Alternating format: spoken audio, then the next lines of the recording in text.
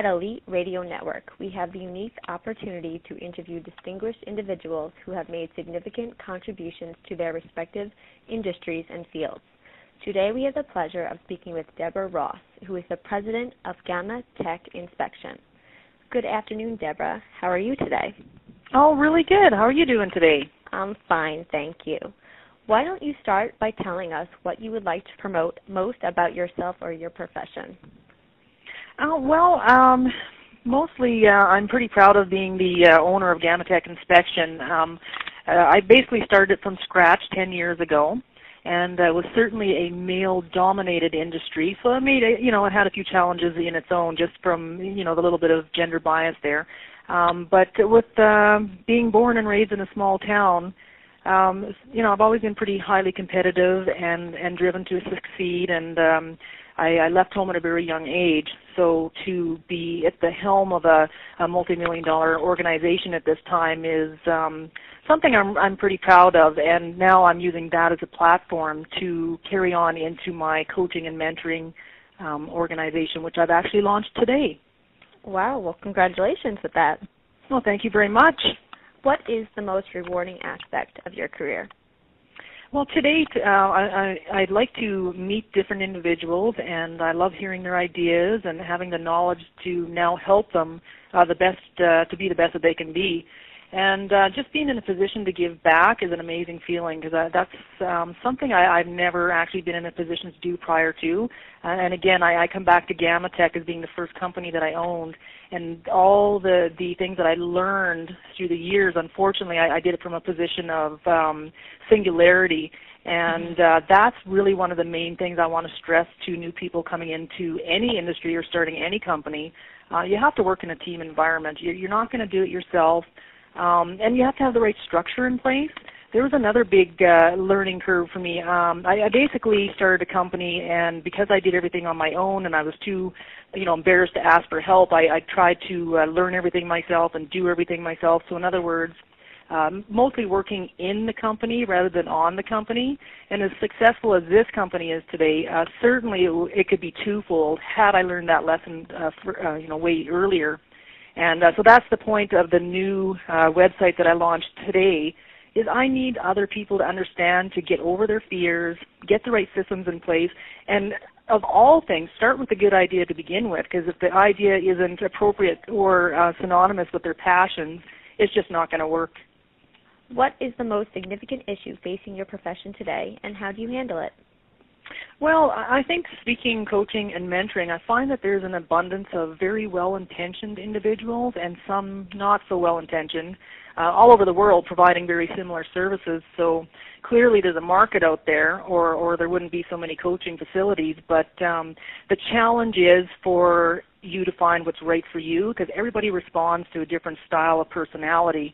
And two different people can essentially hear the exact same advice, and one will act, and the other one will completely dismiss the advice. According to psychotherapist Eric Byrne, we all interact with others from one of three patterns of thought. That's going to sound really strange, but it's so real. Either from a child, adult, or parent. Parent is kind of being more controlling, yet still nurturing. The adult ego is regardless of age or oriented towards autonomy. And a child is where a lot of people come from, which usually suggests very unregulated emotional and feelings type of platform. So no one response is better or worse than the other, but as a coach and mentor, we have to learn to recognize from which place that the other person is coming from, and so that we can respond accordingly in their best interest. And I know I get asked all the time, why should I hire you over someone else? And that's a really good question, because I need to ask that. They want to know basically what my unique selling proposition is. And I think that people are extremely intelligent in today's society. They've heard it all, they've seen it all, but they're still very easily able to recognize someone with the wisdom and integrity and experience. And this is where I want to work from, and I don't want to lower my levels to anything else. So I position myself basically as a servant to other people, and I operate only in their best interest. And that's, again, the whole goal of my website.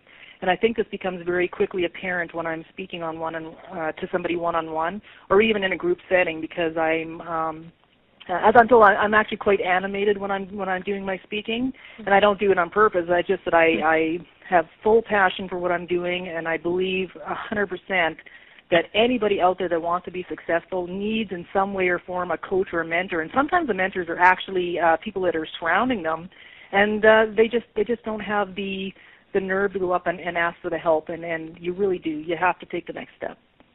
Obviously, you have a lot of passion for your job. You could tell by the way you speak about it. Yes. If you had a chance to start your career over again, what would you do differently? Oh, well, you know what? For sure. I mean, certainly wouldn't we all tweak a thing or two? I have a great respect for time and how to best use it to both to the advantage of myself and others. Certainly, as I mentioned earlier, I would have set up better structures for my oil field inspection company. But even before that, I would have spent more time learning and refining the skills that I have today. So unfortunately, in my case, though, we travel through time every day, it's always in a forward continuum. And unfortunately, we haven't discovered how to reverse time yet, but that would be really neat. Apparently, Richard Branson jumped in his time machine just a couple of days ago and went back to 1972. Wouldn't that be awesome? But the other thing that I come to mind when I hear about that, I mean, everybody asks, what would you do different? I can remember attending a Dale Carnegie event. I don't know exactly how old I was. It must have been about 20. And I just sat there in awe how elegantly he was able to give his speeches and the messages that he was giving, and it was entertaining, and yet you're actually listening. You're not just sitting there thinking, oh my goodness, when is this going to be over? And I mean, at that time, I would not a chance would I stand up in front of a crowd to just stand there, never mind give a speech. So now, I guess to my great surprise, that the thing I feared the most when I was younger is the thing that I have to do now. I can't wait to get up on the stage. And, honestly, what's the worst that could happen? I mean, it's a proven fact that the fear of doing public speaking is number one over flying a plane or dying. Now, I don't know about you, but I personally would rather be on the stage giving a speech, making a fool of myself, than comfortably dead in the audience. Absolutely. I couldn't agree more. Yeah. So it's now, now I want to get out there and share whatever experiences I have to expedite somebody else's career or get them out of their box and let them know it's okay and get over that fear. Mm-hmm. What is the biggest misconception that people have about you or your profession? Speaking from the oil field industry side, I think being the only female owner of all of Canada sort of tells you a little bit about that end of it. Everybody thought, what's she doing? She can't do that, and who does she think she is? That kind of thing. And in all honesty, most of the negativity came more from the competition. The clients were ecstatic. I mean, they instantly recognized what we were trying to do and bring this industry into a different level. So I'm really happy about that. But as far as the coaching, even from my perspective, when I first sort of started going to the seminars a couple years ago and listening to other people, a lot of if you go and tell your friends that are outside that environment, their first reaction is, it's a bunch of scam artists, and they're just taking your money and they're telling you things that you already know, so that's a misconception that everybody's out there just only to make the money without giving back anything. And again, we're back to people aren't that stupid. They're smart. They can tell the difference. So, and to the common sense issue, if it was all that much common sense, then why aren't people acting on the obvious? Why aren't they able to succeed without being pushed down a road? Well, the same reason why a hockey team doesn't go to the NHL playoffs without a coach. You have to have the coach, somebody to push you. Mm-hmm. So having the coach and somebody to get you through, outside of your comfort zones to do the things that you otherwise wouldn't is paramount in my perspective. And so if you take little steps, it's basically progressive empowerment. With knowledge comes comfort, which then turns into clarity and the ability to focus. And, of course, with any industry, there's bad apples, but truly, in the overall spectrum of the coaching and mentoring and speaking industries, they're not out there trying to hurt or to be scam artists, as I've heard a lot. They're out there providing a service with value that you're welcome to come into that arena and bring yourself up a level and out of the mediocrity and do what you want to do with your life rather than what the preconception of the society around you thinks you're able to do. Mm-hmm. Where do you see yourself or your company in 10 years or even in 20? Well, like any great chess player, you have to be 8 moves ahead at all time. Like Apple, they've already have technology today that they've produced, which won't be released for years in the future yet, and that's why they're so successful. They have the foresight to look down the road ahead. They're being proactive instead of reactive, which so much of us do. I know it can be very daunting to look, down in the future and try and figure out what's going to happen and what's not going to happen, because there's a lot of mitigating factors there. But great ideas, basically, they come and go, so you really need to stay current. 10 years from now, I'll have 10 more years of successfully guiding entrepreneurs to a more focused future. I'll have a larger audience, and I'll have 10 more years of learning, adapting, and applying my skill set as well, and then repeat.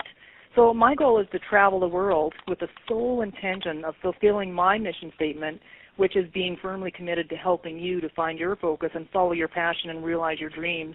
So again, we're back to getting out of the box and not being scared to do it. We need to control that fear, regardless of what that fear is, and not let the fear control us. You talk about coaching, and that obviously entails a lot. On what topics do you consider yourself to be an expert, maybe just in coaching or in general? Well, I do consider myself an authority on human behavior, and it's not because I've had an opportunity to go to a formal education in that specific field, but it's because when you leave home at the age of 14, you instinctively learn how to survive and how to read people, to almost to profile them, so you can see signs of what's truly they're thinking by their body movements or voice modulations, whether it's up or down, and how they present themselves. It's a matter of asking the right questions. And as well, before I entered grade 1, it's a very important skill that I learned. It's called reading. Kind of amazing, isn't it? It's the same thing that happens in the universities, all the time. Yet some people have a perception that if you don't have the background in that 4 years of university or 8 years, depending on what courses or disciplines you're taking, that all of a sudden you can't be the expert, and that's just not true. Having the route that I took through life so far, that combined with my business background now, gives me a pretty well-balanced position and perspective to speak from. And then we're back to the common sense. I notice in today's society, it's either lacking or I just simply don't see it a lot, and people are more looking for someone to guide them, and I'm willing to do that, and as long as they're willing to put the hard work in and come down the same path. Aside from everything you've talked about so far, is there anything else you want people to know about you? Well, I think it's, again, very important that people know that I didn't take the typical route of finishing high school in that environment. I actually finished correspondence, but I didn't jump into university and get a degree, start a job, pay off the university debt, that routine that I see so often. And not that I'm downplaying university. If you have the opportunity to go, it's a very great start to the beginning of your professional career. But unfortunately, in my case, I didn't have the financial background, so I couldn't afford those luxuries. And at 14, I just managed to survive by working any job available and taking small steps to a better future. So, but I didn't let my background hold me back, and I didn't let others hold me back when, I decided to take those flying lessons at $100 an hour. And basically just having the persistence and wanting to have a more fulfilling life sort of drove me onwards. And, many individuals come from struggles far bigger than mine, but I guess my point is to not live in the past. Don't focus on the past or even what's going on right now. Have a look down the future, because really the opportunities are there. You have to make the choice, and I don't think that everybody feels that they have a choice. They tend to focus on whatever excuses to their current environment they think's holding them back, when really if they would step out of their own way and put the foot out there, they would be amazed at what they can do if someone would just get them to open or change their mindset a little bit. What is the most important lesson that you've learned throughout your career?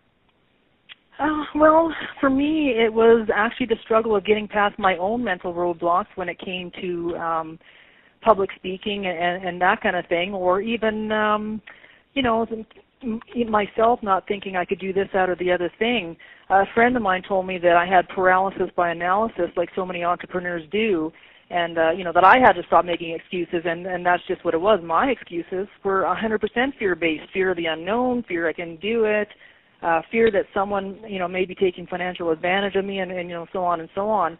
On top of that, one thing that I really, really did wrong, I guess, is just operating from that position of an island. So it was a huge challenge to realize that I needed a team environment and hire the people that maybe I wasn't that effective at for certain tasks, within the company.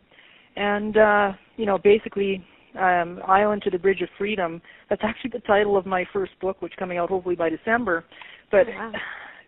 to overcome those obstacles of fear, that's just a real hard thing to get out of your comfort level. And once you're out there, by the way, comes more fear because you see more things out there, and it's hard to stay out in the unknown. It's our natural instinct to regress back in and get back where it's comfortable. And there's nothing wrong with that. I mean, you can go work a 9-to-5 job. If that's what makes you happy, that's fine.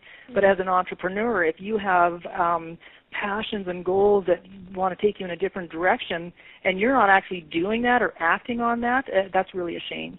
What would you say were the factors that have made you a success in your field? Well, I think it comes back to the life experiences in both business and on the personal side. Just from struggling, gives me a huge advantage. It was pretty much just determination and a change of mindset, which has now made me quite successful. To a large degree, who you surround yourself is really honestly who you become. And if you frequently enjoy the company of those same like-minded individuals, you'll thrive in that environment. So for me, again, it was a huge learning experience at the school of hard knocks, I suppose, not having the business background and having a very steep learning curve. And I think the drive and the passion to continue down the road. I mean, I'm always looking for the next thing. For instance, I watched the Dragon's Den on TV way years ago when I was in Spain, and I found it very inspirational. I couldn't take my eyes off it. I mean, all these people coming in to sell their ideas to the dragons, whether good, bad, or ugly, and that's kind of who I am. I'm always looking for the opportunities. I don't hide from them. What can someone interested in your services ask you to ensure a productive relationship? Well, typically how I operate anyways is I have a few questions that I ask them up front for potential clients, just in an attempt to get a feel for if my services can be of value to them. Because I don't want to waste their time, and certainly I'm sure they don't want to waste my time. And we don't just take anybody. It has to be somebody that's willing to put the work in. But after the first contact, I mean, certainly I would encourage anyone wanting my services to ask whatever questions that they require to be comfortable, because everybody who contacts me is coming from a far different perspective than the other person, and therefore their questions are going to be unique based on their specific circumstances. So usually they ask things like, why should I trust you, and why should I get out of this? How expensive is it? What makes you the authority, and so on. So I'm open to answering any of those questions openly and honestly at any time. If our listeners wish to learn more about you and your profession, what is the best way for them to contact you? Like I mentioned earlier, we have the new website, which is debraross.ca. It's DebraRoss. And you can contact me directly as well by phone, 403-813-6539. Thank you, Debra, for sharing your experiences with us. You are an inspiration to your field, and we appreciate you for taking the time to speak to our listeners. Well, thank you very much. I appreciate the opportunity, and I look forward to dealing with you again sometime soon. I want to thank everyone for listening to Elite Radio Network. We look forward to providing you with additional engaging interviews with professionals around the country and abroad.